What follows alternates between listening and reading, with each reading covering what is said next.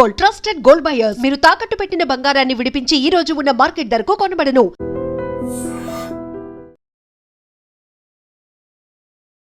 నమస్తే, welcome to iDream talking point with కవిత.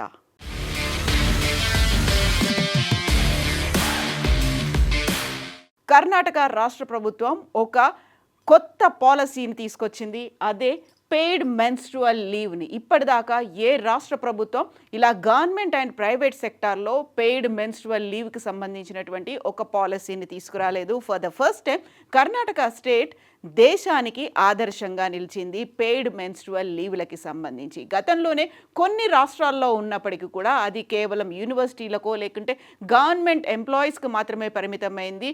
అయితే for the first time Karnataka మాత్రం తీసుకురావడంతో విభిన్నమైనటువంటి ఒక మిశ్రమమైనటువంటి రెస్పాన్స్ అయితే కనిపిస్తోంది. అందులోనూ ప్రధానంగా డిఫరెంట్ సెక్టార్స్ నుంచి వస్తుంది. ఒకరోజు లీవ్ని ఎవ్రీ మంత్ ఇవ్వడంతో పాటుగా 12 లీవ్స్ ఉంటాయి. అవన్నీ కూడా పెయిడ్ లీవ్స్. పెట్టుకుంటే ఎవ్రీ మంత్ పీరియడ్ స్టార్ట్ అయినటువంటి ఫస్ట్ డే మెన్స్ట్రువల్ లీవ్ కింద పెట్టుకోవచ్చు, లేకపోతే 12 లీవ్స్ని ఒకేసారి పెట్టుకోవచ్చు అనేటువంటి వెసులుబాటును కూడా కర్ణాటక రాష్ట్ర ప్రభుత్వం కల్పించింది. ఇందులో ప్రధానంగా వస్తున్నటువంటి మిశ్రమమైనటువంటి రెస్పాన్స్ల గురించి కనుక చూసినట్టయితే అక్కడ ఇప్పటికీ కూడా స్టిగ్మా అనేది ఉంది, ఒక వివక్ష అనేది కనిపిస్తుంది.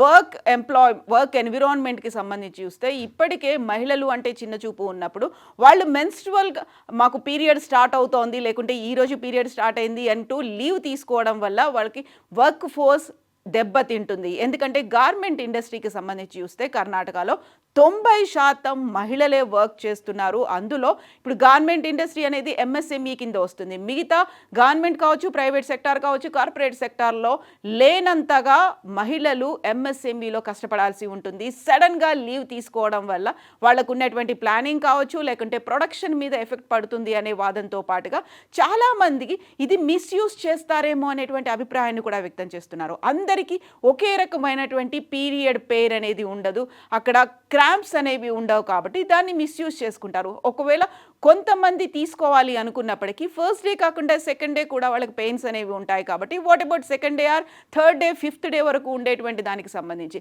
తీసుకుంటే ఒకే మంది తీసుకోవాల్సి ఉంటుంది. ఆ తర్వాత దాన్ని కంటిన్యూ చేయడానికి లేదు, ఎందుకంటే ఎవ్రీ ఇయర్ ఉన్నవి 12 లీవ్స్ మాత్రమే అనేది.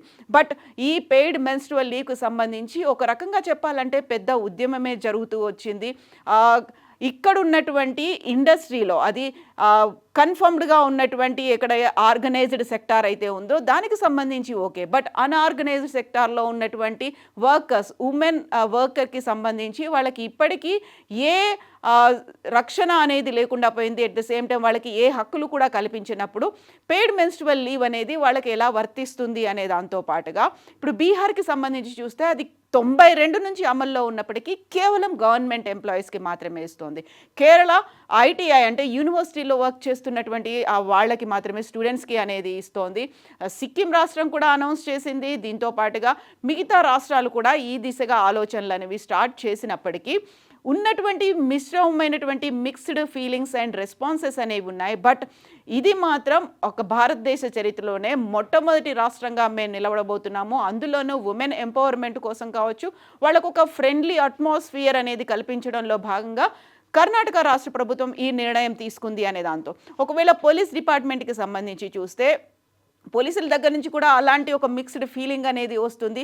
అక్కడే ఒక వర్క్ ప్లేస్కి సంబంధించి ఒక మేల్ ఎంప్లాయీస్ ఎక్కువగా ఉన్న చోట, మహిళలు తక్కువగా ఉన్న చోట పర్టికులర్గా సడన్గా లీవ్ పెట్టినప్పుడు అంటే అన్ప్లాన్డ్ లీవ్స్ అనేది పెట్టినప్పుడు అక్కడ వివక్షను కూడా ఎదుర్కోవాల్సి వస్తుంది అనే దాంతో పాటుగా మానవతా దృక్పథంతో స్పందిస్తున్నారు, ఇప్పటికైనా మేము దీన్ని వెల్కమ్ చేస్తున్నాము అనేటువంటి భావనలు కూడా ఉన్నాయి. యాక్చువల్గా ఇప్పటికీ భారతదేశానికి సంబంధించి ఏ స్టేట్స్ దీన్ని అమలు చేస్తూ ఉన్నాయి.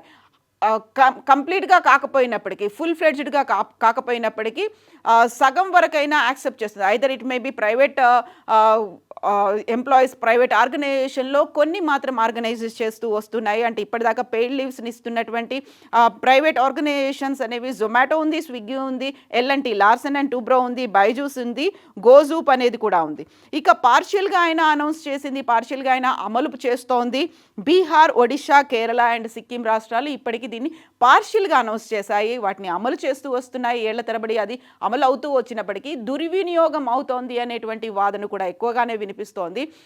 యాక్చువల్గా ఇప్పుడు కర్ణాటక రాష్ట్ర ప్రభుత్వం చేసినటువంటి ఈ నిర్ణయం వల్ల అటు ప్రైవేట్ రంగం కావచ్చు, ఇటు గవర్నమెంట్ ఆఫీసులు కావచ్చు, ఎంఎన్సీలు కావచ్చు, కార్పొరేట్ కావచ్చు, ఎంఎస్ఎంఈలు కావచ్చు, స్కూల్స్, యూనివర్సిటీస్, వీటన్నిటికి కూడా అది వర్తిస్తుంది. బట్ సడన్గా పాపప్ అవుతున్నటువంటి వీటి వల్ల గైనకాలజిస్టులు కూడా చెప్తున్నటువంటి మాట, అందరినీ ఒకేలాగా ట్రీట్ చేయలేము, అందరికీ లీవ్లు ఇవ్వాల్సిన అవసరం ఉండదేమో, ఒకవేళ అది తీసుకుంటే 12 లీవ్స్ని ఒకేసారి తీసుకోవచ్చు అన్న దగ్గరే బోల్డ్ అండ్ డౌట్స్ అనేవి వ్యక్తమవుతున్నాయి. ఎవ్రీ మంత్ 1 డే తీసుకోవచ్చు, కాకపోతే 12 లీవ్స్ని ఒకేసారి తీసుకోవచ్చు అంటే అది ఎలా కుదురుతుంది, ఎలా సాధ్యమవుతుంది? ఇదే క్లాజ్, ఇదే పాయింట్ మిస్యూజ్ అవ్వడానికి కారణమవుతుంది కదా అనేది. బట్ కర్ణాటక ప్రభుత్వం మాత్రం దీన్ని ఒక వెల్కమింగ్ స్టెప్గా అందరూ భావించాలని చూస్తుంది. భారతదేశం కూడా దీన్ని ఫాలో అవ్వాలి, మిగతా స్టేట్స్ కూడా వీటిని ఆచరించాలి అనేది చూస్తుంది. గతంలోనే మనం చూసాము మెన్స్ట్రువల్స్ దీనికి సంబంధించినటువంటి పీరియడ్ ప్యాంటీస్కి కావచ్చు, లేకపోతే ప్యాడ్స్, శానిటరీ నాప్కిన్స్, ప్యాడ్కి సంబంధించి జిఎస్టీ అనేది ఉన్నప్పుడే పెద్ద ఎత్తున ఒక ఉద్యమంలా వచ్చింది.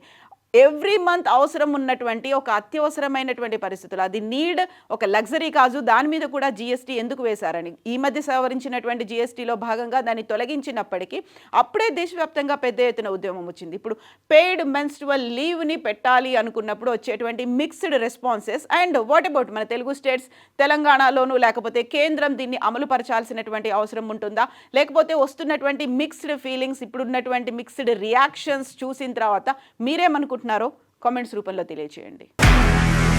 నిజంగా ప్రస్తుతం ఉన్నటువంటి సమాజం దేనికి ప్రయారిటీ ఇస్తుంది? ఆర్థిక సంబంధాల చుట్టూ మాత్రమే తిరుగుతుంది. మళ్ళీ ఎన్నికలంగానే చాలా విరక్తి కలుగుతాం. మంచి అనిపిస్తుంది కదా, లేడీస్ కూడా ఛాలెంజింగ్ జాబ్స్ చేసినప్పుడు చాలా బాగుంటది. ట్రాఫిక్ అసిస్టెంట్స్ గా నియమించిన ట్రాన్స్జెండర్స్ అందరితో సాల్యూట్ చేయించుకుంటున్నారు. ఫుడ్ డెలివరీ ఇవ్వటానికి వెళ్ళినటువంటి డెలివరీ బాయ్ అనిల్ పై కళ్ళ ముందు